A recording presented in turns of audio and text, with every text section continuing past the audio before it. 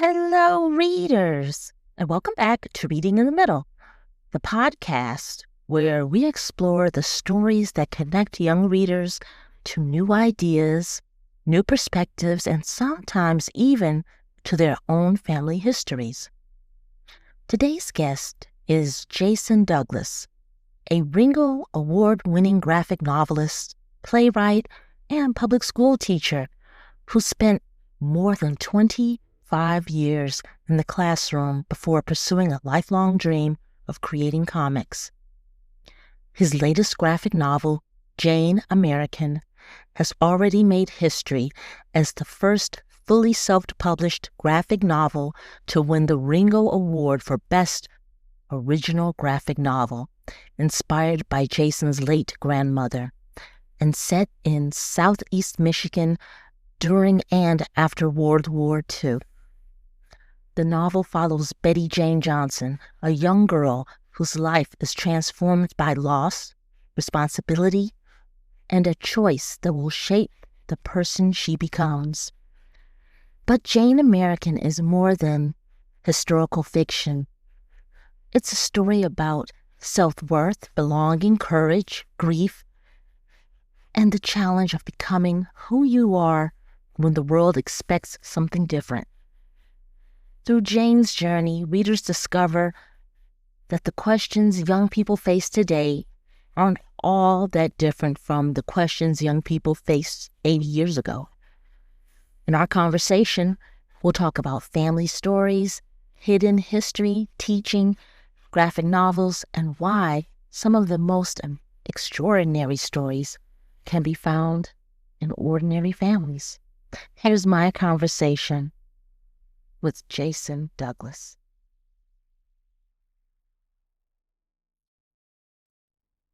Jason, hi, welcome to Reading in the Middle. How are you today? I'm doing well, Annisha. Thank you so much for having me.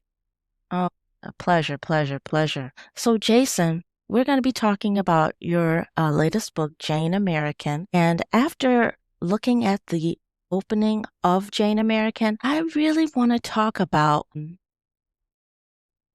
choices. That's one word that that comes up to me is choices. Before they know anything about Jane, they know that she's about to make one. Why Yes. begin her story there? Honestly, it was inspired by a lesson that I do with my 8th graders. We read the poem by Robert Frost. You know where I'm going with this, right? Two rows diverge in a yellow wood, and sorry I could not travel both. And one of the things we're talking about is these 8th graders are about to go to high school. This is toward second half of the year, is about the choices that we make and how choices are you're making thousands a day, and all of them are 100% etched in stone and permanent. And that tends to blow their minds, right? Right. We tend to make I try to make it small stakes for them. This morning, you made a decision about what clothes you put on your back. You made a decision to eat cereal or pancakes. And they tend to think, and it's like, well, if you become cereal kid today, that is permanent. You can never go back and have that again. They're like, no, tomorrow morning I'm going to have pancakes. And I'm like, yes, that's true. But in the poem, right, as way leads on to way, I doubted if I should ever come back, because once you put that cereal in your belly, you are now cereal kid for about 24 hours and you live a life. Now, how much difference does that make in your forward journey? Maybe everything, maybe nothing, right? Right. I chose the road less traveled by, and that has made all the difference, as Robert Frost said. And kind of like getting those young people to understand that every decision you make is permanent. Now, you might have the ability to later on down the line make a different decision, but you will now have lived life in that skin that made that original decision. You can't put the toothpaste back in the tube. And we try to transfer that to the same lessons that we have about bullying, about stereotyping, about all those things, about treating other human beings and, living your life for the greater good, and about how once you make that decision, you can't take it back, whether it's positive or negative, and the consequences that move forward with it, positive or negative. And so very similar to Jane, I mean, she's got this momentous decision. It feels small potatoes on that first page, right? She's literally picking out her outfit for the day.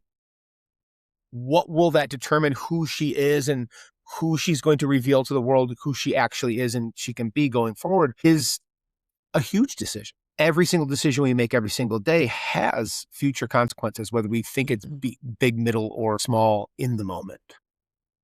Yeah, she thinks she's choosing an outfit, but she's really choosing her future, Yeah. or choosing a future. And did you always know that would be the opening image?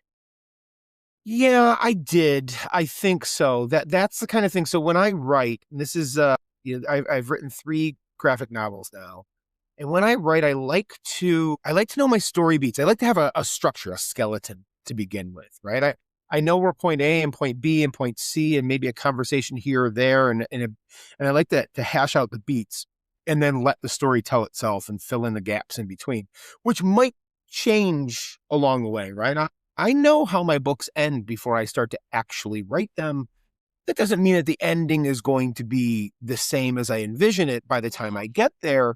But yeah, I thought that was pretty important because like the Rosie the Riveter overtones of it, like that outfit's going to play obviously a big role throughout the book. I mean, the end of chapter 1 of the book is her in a different outfit than she chose on that first day, right? And then all of that how that plays out going forward. So yeah, I saw that one from the very beginning. Yes. If you had to introduce Jane to someone who had never heard of your book, who is she before history changes her life?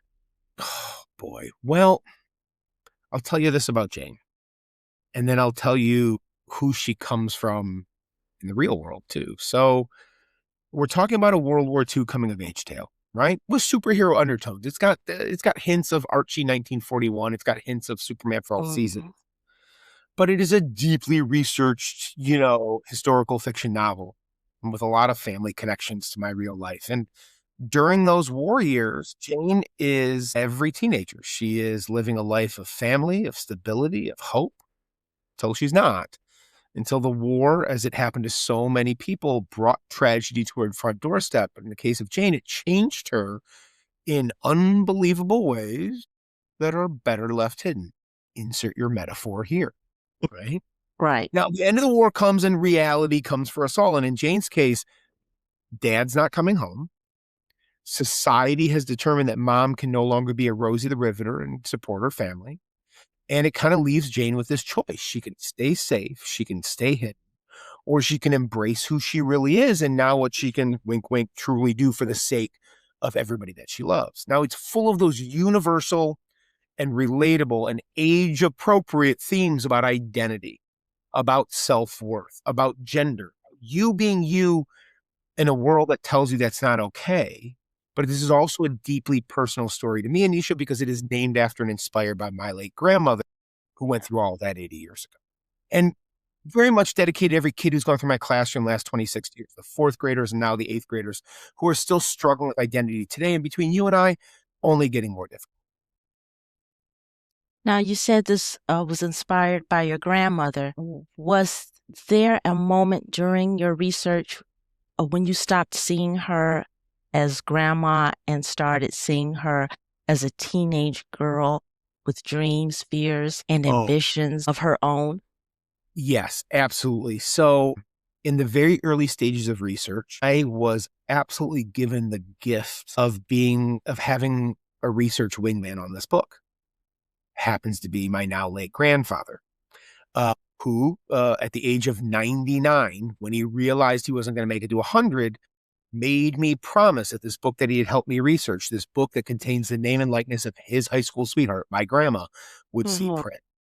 And through conversations that I had with my grandmother years before I started this journey of publishing and now winning awards for graphic novels and fulfilling this childhood Congratulations. dream, I was having and recording conversations with my grandparents about their lives as young people and kind of getting to talk to her towards the end of her life, but well into my adulthood about the decisions that she made about leaving her job as a switchboard operator at Michigan Bell Telephone at the end of the war and falling into what then society expected of her, all of those working women in that era of going Mhm. back and becoming a housewife and a mother. And kind of watching her and learning about that journey that she had where she doesn't regret that choice for a minute and yet knew that she was also destined for something else. Now, the irony is,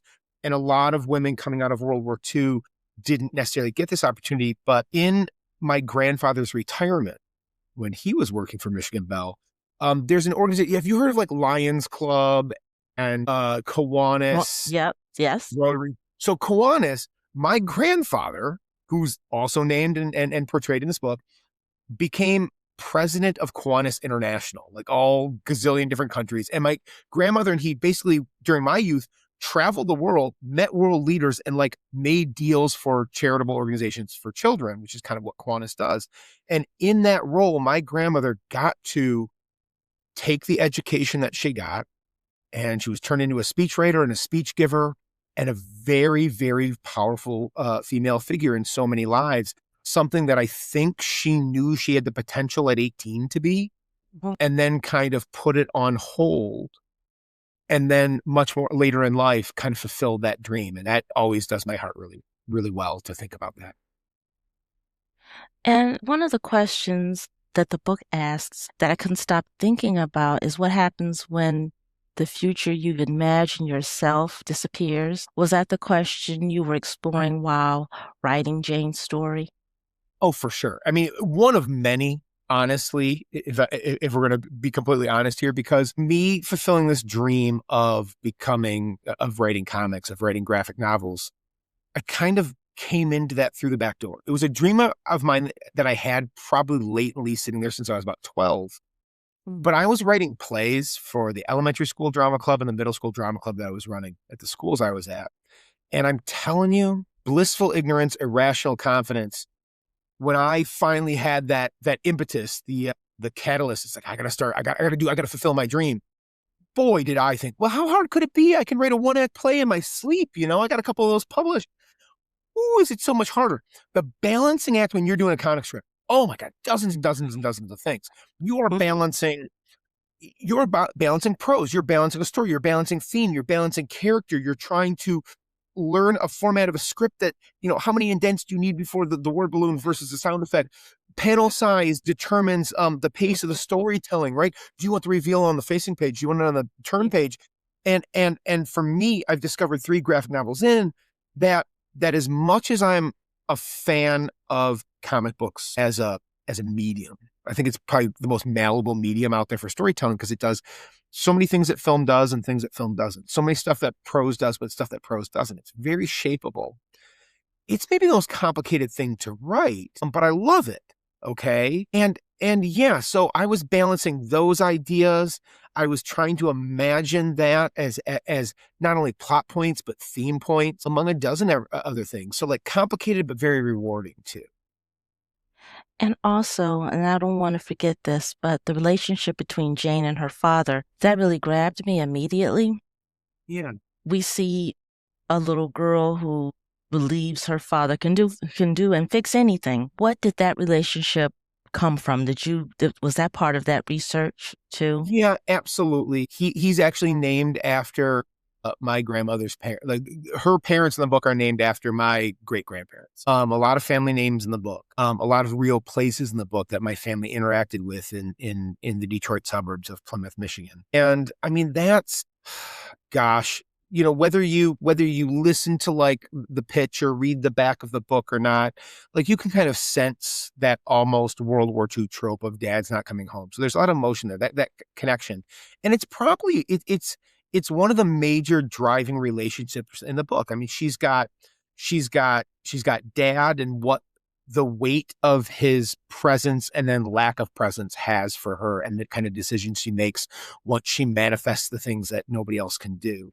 It almost feels background at points, but really that steady relationship with her mom and the ups and downs. There's some very teenage moments in this. My 8th graders who have read it are like, my gosh, they really relate to those scenes where they have it out. And it's like, it sounds exactly like it sounds like in my house. And I'm like, well, it's funny.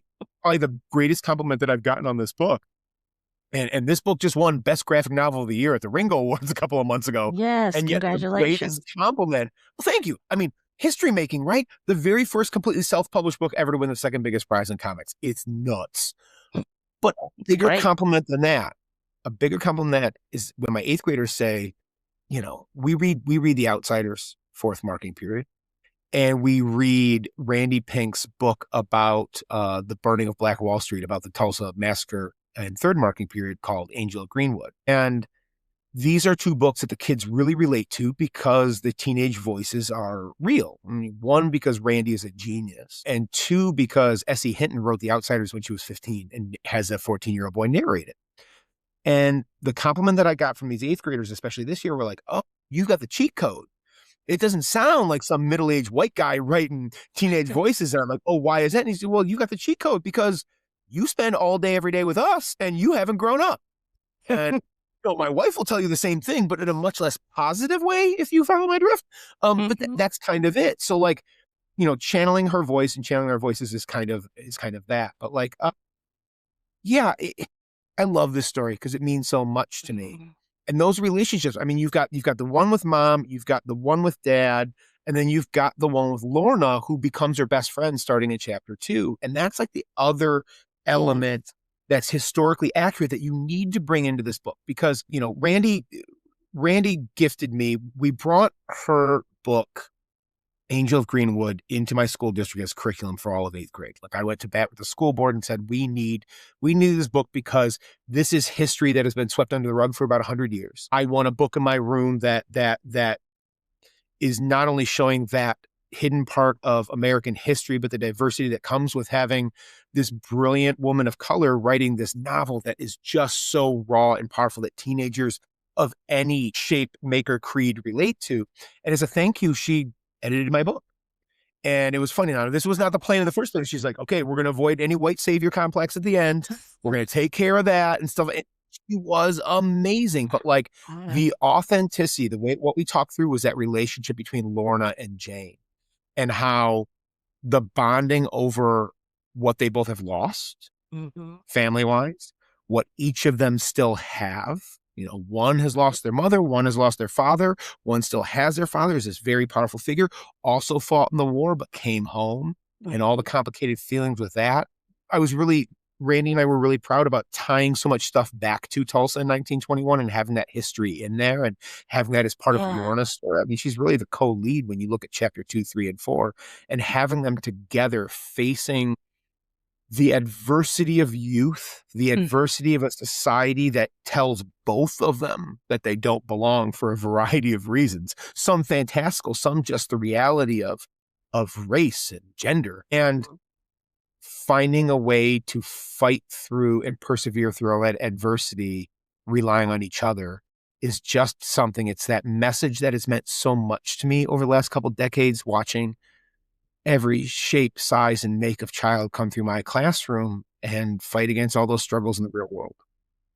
Yeah, because as you mentioned, the books that you mentioned, Outsiders and the book of Tulsa Riots, a lot of books, they teach history, but this one made me feel the history. Was that your goal? God, yes.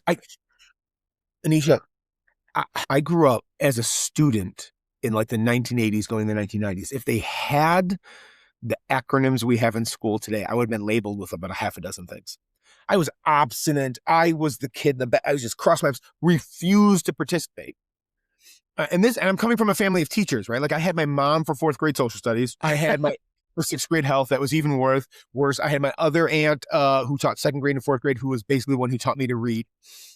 Shout out to Carol, shout out to Barb, shout out to Jody. Now, my saving grace was if I was at home, not at school, digging my heels and refusing to learn. If I was at home, I was doing one of 3 things. If I was outside, I'm playing in the woods, building forts. If I'm inside, I'm either playing Star Wars or I'm reading. And I read voraciously. It was something my Aunt Barb and my mom instilled in me. And I read the way I now eat, which is just a lot with no restraint. Okay. And allowed me to not fall behind in school. But what I discovered was, and something that is very close to my heart, is historical fiction.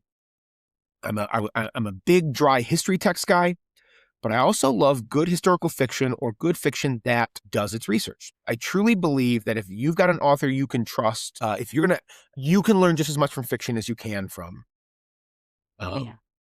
nonfiction.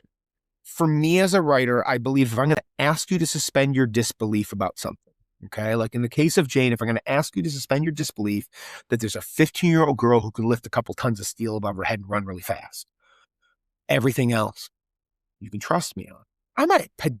Nisha, I'm a pedantic history. Okay, you read Jane American, you are not going to find a vehicle from 1956 and a scene from 1946. You go in Right. their kitchen in 1943 and you see the icebox in the corner.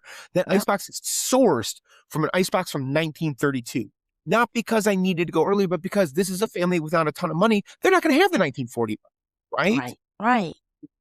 You get to the back of my book, and one of the things I'm most proud of, I'm going to actually do this on screen for us right now. Check this out. You get to the end of this book, this rip-roaring adventure tale, and you have to promise me not to laugh too long or too hard at this ridiculous picture of me. Not because it's not worth laughing at. It is. Look at that. Look at that dumb. Right? But because I don't want you to linger too long, because I want you to turn the page. Check it out. End notes with all the historical Easter eggs that you miss on a first reading to actually really enrich a second reading experience, down to the little details about Yes. Michigan Central Station, which is where all the troops shipped off from in 1941 and 1942, and how they kept it decorated for Christmas well into 1942 for the warmth of leaving for them. I think one of the major reasons, we haven't talked about this, but right now, like this is my last softcover self-produced copy. This is my last digest-sized hardcover self-produced copy because Paper Cuts and Simon & Schuster picked it up. It's going to be in bookstores and schools and libraries across the country on September 1st. We can pre-order right now. Right. One of the reasons I think those companies wanted this book is because this sucker is classroom ready. There's my teacher's guide in the back, Common Core state standards, anticipatory sets, Socratic circles. But it's in a fourth grade classroom, a middle school classroom, a high school classroom. You can have a pretty deep discussion, because I'm such a pedantic history nerd, in a college classroom.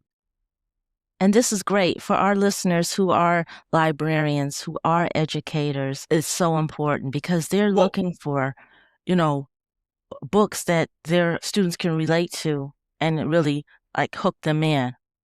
It means so much to me. I have found that I can't write a book that, one, I don't want to read or reread and doesn't satisfy the educator in me too. Do you know what I mean? Like my two passions in life are reading, especially comics, and education. And with Jane American, both the synthesis of my two worlds, this is it. This is the one that I want everybody to have, because the themes I think are important, especially now more than ever. The context in which you get to actually, it's like eating delicious vegetables. It's so good for you. Yeah. And all that learning is just sitting there waiting for you. And that just means a lot to me, not only as an educator, but a reader as well. Yeah. And without spoilers, is there a moment in the book where everything changes for Jane? Well, I mean, I think there's a few, right? Because if I'm going to sit here and talk to you about like historical detail realism, that only goes so far if the way my characters live their lives isn't as realistic as possible too. And we are, as much as we like to in story simplify human lives down to like one pivotal moment, right? Right. We have dozens, if not hundreds, of major formative moments over a lifetime.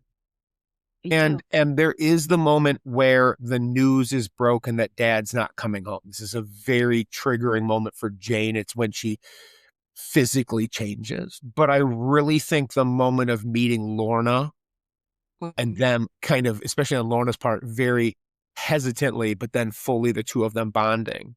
But there's a moment much later in the book, and we will be careful, because this isn't something I talk about a lot, because it's so deep into the story. Yeah. There is a moment where, like in all young friendships, there's a miscommunication, there's a lack of communication, and the relationship comes to a head. And I think at our lowest point, when you decide that friendship means more than whatever personal offense that you've taken in the moment, and that transcends that. I think that's another very formative moment, probably for both of them, because it not only results in the mending of this beautiful bond that they've created, but actually saving something much bigger in the larger community scope too. Now, there are scenes in the book that could only work as a graphic novel. Yes. Was there a page that Annie Wright illustrated that made you stop and say, "That's Jane"? Boy, so I got to tell you about Annie. So Annie's only 22. What? I know.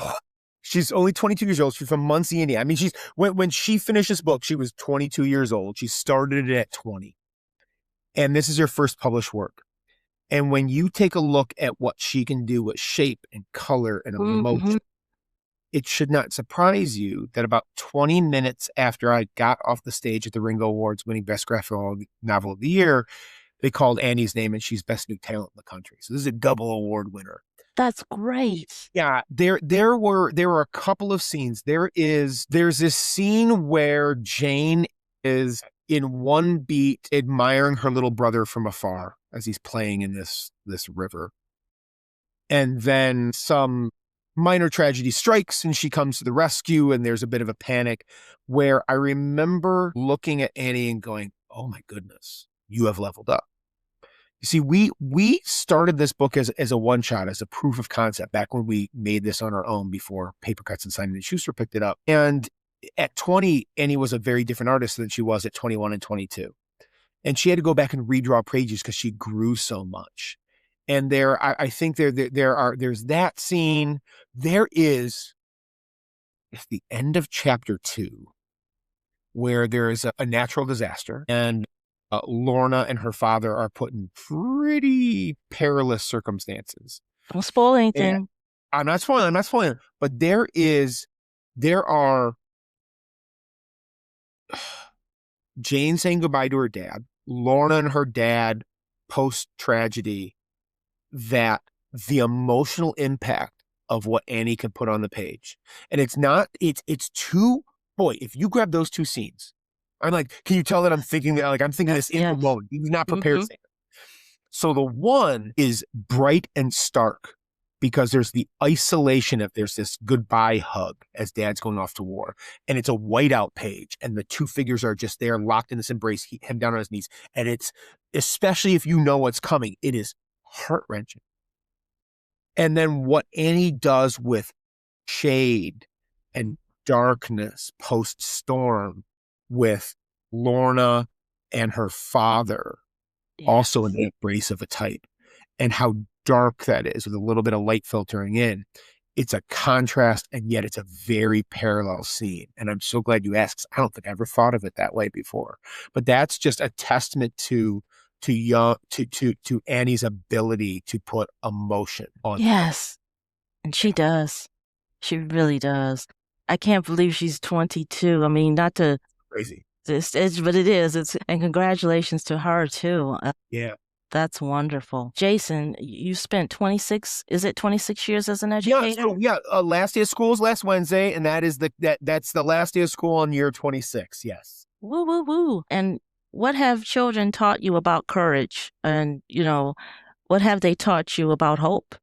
I mean, everything, right? Because every year, it's funny, like when you teach the same grade level over and over, 13 years basically with the 8th graders and 13 years before that with 3rd graders, but mostly 4th graders.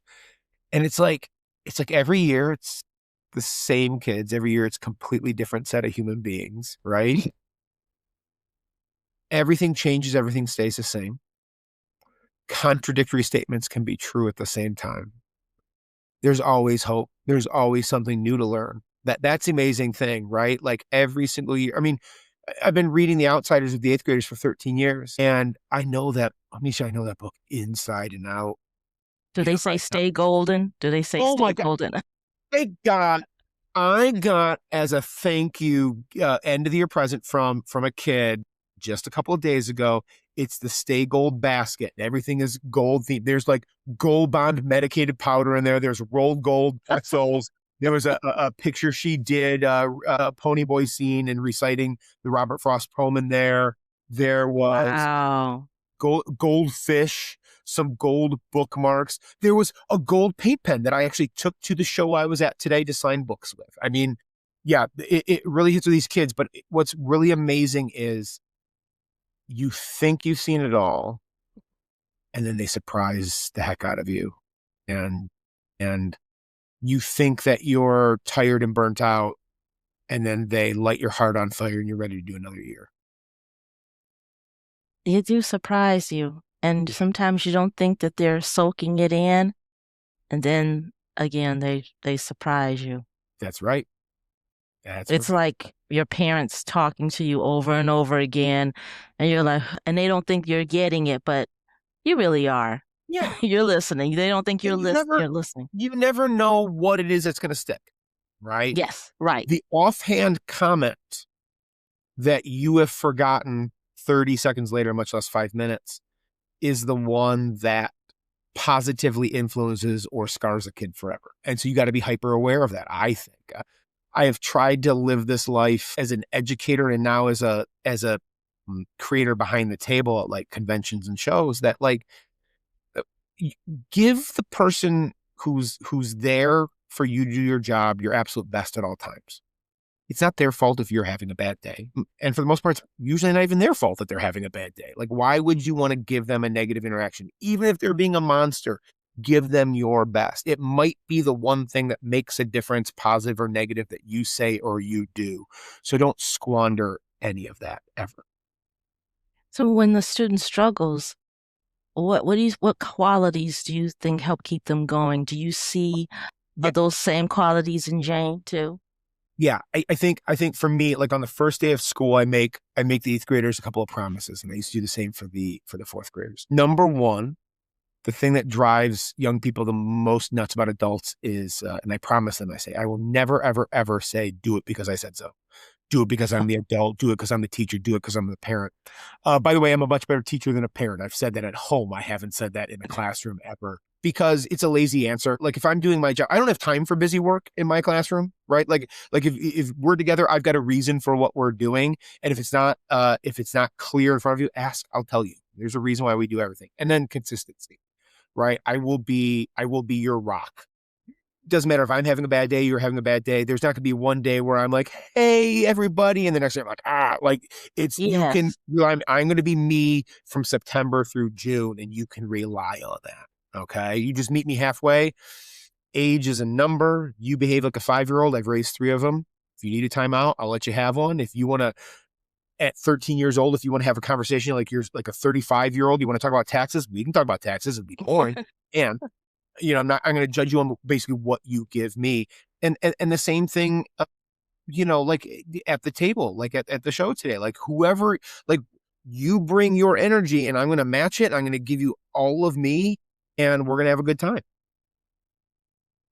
And do you think identity is something that we choose or something we discover when life gets difficult?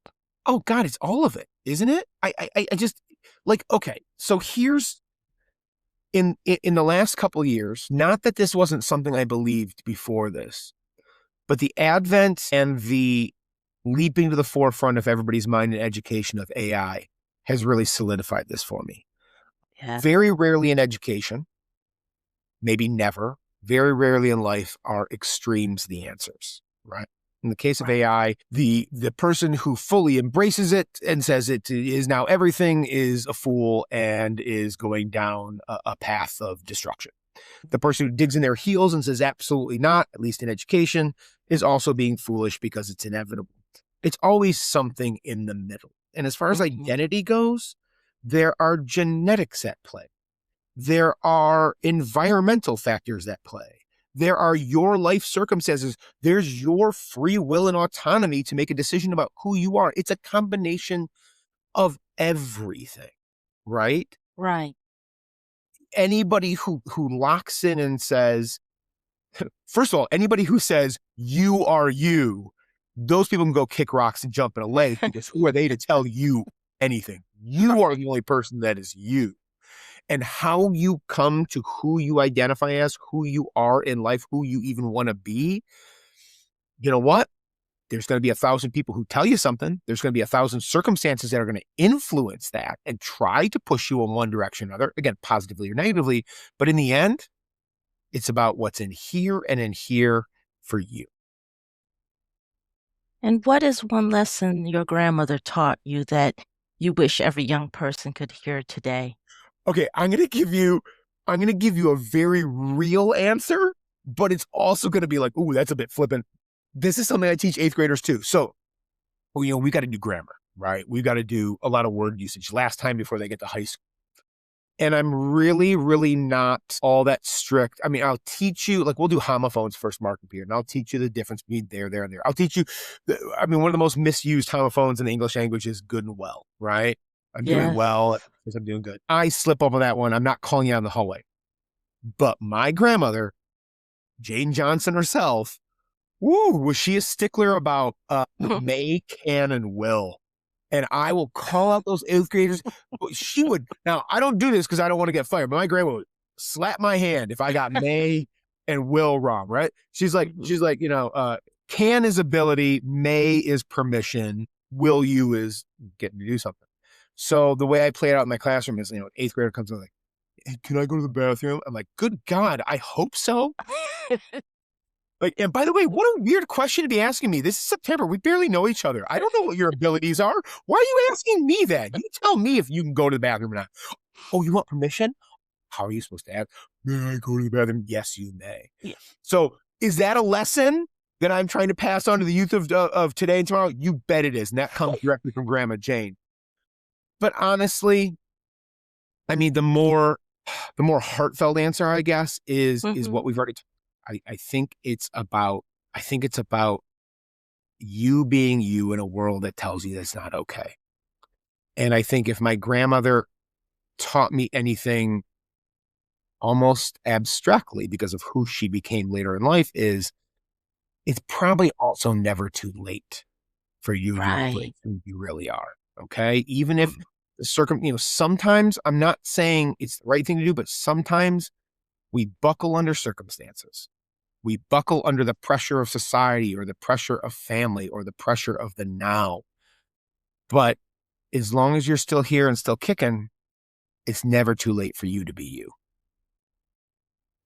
Yeah, because Jane American, I mean, is such a wonderful tribute to your grandmother. And when you first realized that, and I'm not saying that she is, but that ordinary people can live extraordinary stories. Oh, absolutely. I mean, it's almost a trope in fiction, right? But as a deep history nerd, I kind of broke out of the great man theory of history a long, long time ago, because that's basically what we still teach in school, right? It's all about George Washington, Abraham Lincoln, and dudes who wave their swords and change the world with one little speech. And the truth is, it's the everyday people who make it all happen, right? Yes, And yes. history, history of the United States, people's history of the United States, Oh, I love that book. Oh yeah, but I mean, it's of course, and what's cool is if you truly love history, if you truly want to learn about human nature and stuff like that, it's every single story is just as compelling, and almost especially teaches you more about the truth of the moment than, because like the Great Man Theory, these are people who are in isolated rooms, yes, with the world on their shoulders, but like the decisions they make in those rooms, it's the thousands and millions of people living the consequences of the decisions that actually are making the real history. And my grandma, back in the 40s and then, up to the 21st century was living that. What is something that adults underestimate about middle schoolers? Oh my gosh, how about everything? I think, I mean, I talk about this with the kids all the time because, in the same way that you don't see yourself grow because it happens so incrementally on a day-to-day basis. When you look in the mirror, you don't necessarily see yourself looking different than the day before. What happens with adults, especially parents of middle schoolers, is they tend to still see their babies, right?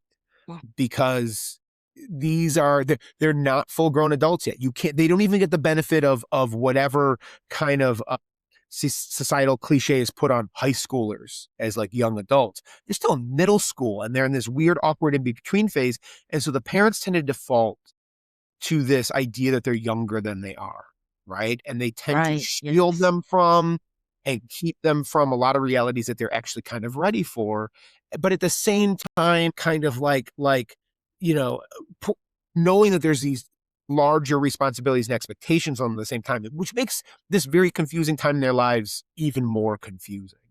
So, like, for example, I think one of the things that was important to me in writing this book is, as I was Mhm. thinking about my students, is like, man, when the world looks just nuts around you, including the people who are supposed to be the most reliable in your life, usually your family, like, how nice was it? Because I remember this personally. How nice was it to have an outlet, to have something that I could escape to, whether it be a movie or it be a book or a comic, that not only was I using it for escape purposes for my mixed up, awkward middle school life, but also find myself in it, right? To be able to Right. identify with it. Like, universal themes are universal themes for a reason. And those metaphors sit there so that you can find yourself in there. And then, just like good poetry, once it's out of my hands, it's now in yours, and you interpret it the way you want to, in the way that you can put best use for you in your life.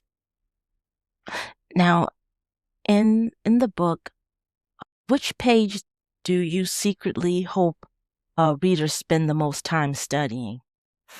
Well, for my comic book nerds, there is the page where it's blatant on the page where Jane is revealed and what she can do to her friend of the family and eventual boss, Mr. Overholt Factory, because that is a direct nod to a scene from the original Superman movie in 1978. So comic book nerds can see that, can kind of see that there's a bit of a lifting of a thing and Yeah, I saving saw that. of a person, and like, oh, well, if you catch that, you can catch that. Honestly, I think it really depends on who you are. I think any of the scenes where Jane in small ways stands up to our true villain, to our individualized villain in the book, Asa, and his bigoted and closed-minded mentality. When she kind of is poking at that, there's little small things in there. But really, I think any of the bonding scenes between Lorna and Jane, and when you can find something similar to your friendships in life, or that thing when you finally open up to somebody and just bare your soul, and what that does to you, catharsis, and then the Yeah. bonding, that's really important to me too. Okay, Jason, Yes, ma'am. here we go. This is our lightning round. Are you Lightning round. ready? Well, before we do lightning round, first of all, I am absolutely terrible at lightning round because I talk to you. But two, can I just tell you, and I don't even know if we're allowed to do this on your show, but can I just tell you how fantastic of an interviewer you are? These questions, like, I am telling you, I've done a lot of interviews, and I've got answers for just about everything, and you have made me think about things in ways and from angles that I haven't before, and I really, really enjoy that. Oh, I'm so happy to hear that Yeah, because I've done this for maybe 2 years now, yeah, and I very don't cool. ever, I don't know if I'm doing, I get your books, I get everyone's books, I read it, I go through it, and I have so many different questions. I just don't know if they're the right questions or if, they're just going to be like, or they're Well, going to I mean, flop. look what we just did. We just had that conversation that you and I talked about off air before we started, and it was natural and it was organic, and we talked about things that I've never talked about before, and I made connections that I've never made before about my own book. That means you're good at your job. Thank you. Yeah. And don't worry about not being good at this. I call it lightning round, but you can, if you want to continue, talking, Yeah, it's yeah. fine. All Doesn't right, have let's to do be, I'm not this. timing you. I'm not Let's timing do you at this. all. You Okay. ready? Yeah. Okay. Describe Jane in 3 words.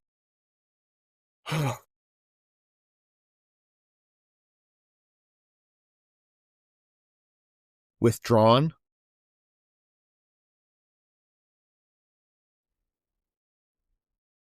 incendiary, I love that word. mm, and this is more than one word. Once she breaks through effusively herself. Mm-hmm. Your favorite teacher? Oh, my favorite teacher of all time? Easy peasy. Mr. Beeman, 11th grade AP history in Plymouth Canton School District in Michigan. I mean, that gentleman, he was the first teacher that I loved unconditionally and absolutely informed who I was going to be in my classroom. The guy, because I was such a history nerd, the guy let me teach a week of the Civil War to my fellow 11th graders. I don't know how much they liked it, but man, did I. Yeah, Wow, I that's know. great. He was, Mr. Scotty Beeman was amazing. Never forget that man. Favorite graphic novel? Of all time, oh, Anisha, see, this isn't fair. This is where I'm going to fall down. I'm such a hypocrite. So like we do a prompt before class every day with the eighth graders, and I'll ask, sometimes it's like favorite superpower, sometimes it's a bit more academic, but sometimes we'll do the listing, like give me your top 3 movies or whatever. And I always cheat. I make them go to 3 and they say, what's your top 3? And I'll give them 20. Same with comics. Gosh, favorite graphic novel of all time? Impossible. I give you 30. I'll tell you what. I'm going to give you my favorite graphic novel that was also one of the most powerful graphic novels that I brought into my 4th grade classroom that changed lives of reluctant readers and below grade level readers. And this is a bit of a cliched answer because it's the one that kind of changed it for everybody. Mm-hmm. But it was When Scholastic Bought Bone by Jeff Smith. And those volumes, oh my goodness, my mom and I would go to the Scholastic warehouse sale where teachers get 50% off every year, twice a year, and I just rebuy all the volumes of the graphic novel because the kids just tore through them. Yes. So that is, as far as young readers go, that is my all-time favorite. Now, that's your favorite graphic novel. What was the book that changed your life? Oh, all of them. Gosh, when I was like 4 years old, reading the golden history of the Civil War, The Hobbit, the first time, and then the 50th time through, you know what? So some of my favorite books for all ages are the ones that not only did I devour as a kid, but the ones that then I would use as read alouds in my class. So Mrs. Frisbee and the Rats of Nim was gigantic. The Hobbit, because I do a pretty good Gollum voice. I read chapter 4, Riddles in the Dark, to those kids. In fact, every year in the first week of June, I go down to my friend Mrs. Pianon's classroom, teaches 6th grade ELA, where they read this terrible play, this terrible stage play version of The Hobbit. But I go down and do my Gollum for them every year, and then they come to me 2 years later and go, "Oh, you're the guy who does the thing." It's an in, so the 8th graders don't eat you alive. So those are pretty formative to me. One thing Jane would love about 2026. Oh my goodness gracious. I think love is a strong word. I think she would be in awe of and then completely frustrated by how far we've come and then how far we've actually receded. I think with as hard as she fights to be herself and to do the right thing in a time where it was just universally accepted that if you fit into this, or this label, you were less than. If she woke up in 2026, very Captain America of her, by the way, if she woke up in 2026 and saw the progress that happens over the last 80 years and then how much it's regressed over the last 10, I think she would be amazed and absolutely dumbfounded at the exact same time. Now, this is going to be, I think this might be challenging, but okay. Describe your grandmother in 3 words. Oh my gosh. I'm going to hyphenate this one. A Latin wizard. Stern. And yet emotionally and educationally very giving. Beautiful. That's wonderful. Now, Jason, do you have anything next? I mean, you've won this award now. I mean, you got something coming up.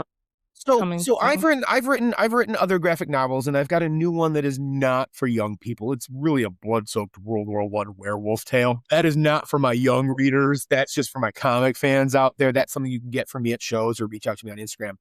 But really, we're kind of, as far as the middle grades and YA stuff goes, we're Mm-hmm. really down this path where right now pre-orders for Jane are of an essence, right? Like you can go Okay. to Papercut's website, you can go to Simon and Schuster, look it up. Simon and Schuster takes you directly to Barnes and Noble, Amazon, Books a Million, Target, all the places. And you can order it. The wraparound hardcover is only $20 and the softcover is only 14. It'll drop in your inbox, in your mailbox on September 1st. So really building up pre-sales for that. And Okay. then as long as that goes well, Papercuts has my next proposal for my next middle grades YA project, which is actually Story Time with Mr. Douglas, which is an extension of something I do in my classroom, which is kind of tell these kids tales, all these bizarre things that happened to me as a young person, the insanity of never having broken a bone, but I've had stitches 12 times, 9 in my face, all my fault. That's kind of these fun, entertaining, anecdotal stories, and then framed around the modern day struggles and perseverance of young teenagers at the same time and how those two things connect. So that's the project they've got next.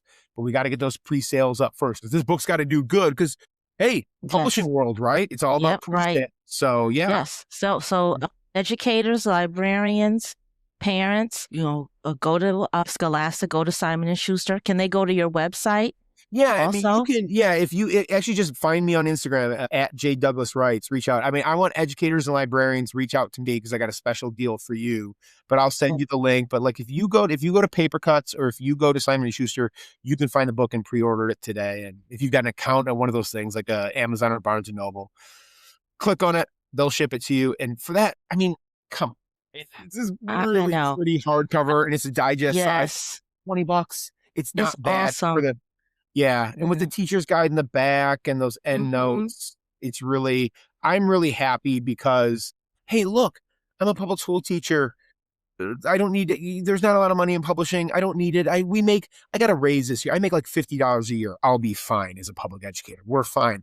Go get a nice cheap book that's really, really entertaining and good for you too. And that the students will be captivated by. Yeah, I hope so. And it's beautifully illustrated by Annie, and it's just a wonderful read. It's awesome. And I will also put those links in the show notes, listeners, so you'll be able to get 50% off. Yeah, for educators, you can get 50% off. Yep, absolutely. Oh, that's great. And one of the reasons that this story stayed with me, Jason, it made me wonder about people in my own family whose stories I don't fully know.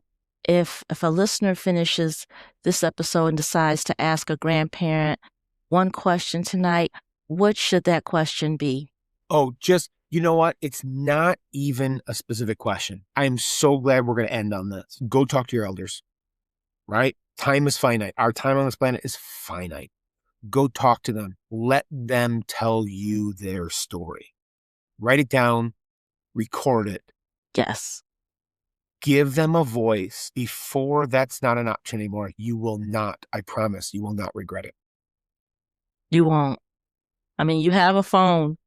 You can press record now. It's not like you have to go look for cassette tapes. It's true. So you have that opportunity. Oh, Jason, this was such a wonderful conversation. I had so much fun. And listeners, yes, when does Jane American come out? So it's going to be out on September 1st. Pre-orders are right now. If you're more of a comic shop person, that starts on June 19th and final order cutoff is August 10th. But like, if you're just a book person like you and I, you can go Mm-hmm. online right now and find it and order it and it'll be on your doorstep September 1st. That's wonderful. And just do it. I'm not trying to sound like Nike, but just do it. Just go and order it and it'll be there before you know it. September will be right around the corner. Sure. And you won't be disappointed. Jason, thank you so much for being on Reading in the Middle. Annisha, my pleasure. Thank you very much for having me. Jason, thank you so much for joining me today. One of the things that stayed with me after reading Jane American is that while it's rooted in a specific moment in history, its themes feel timeless.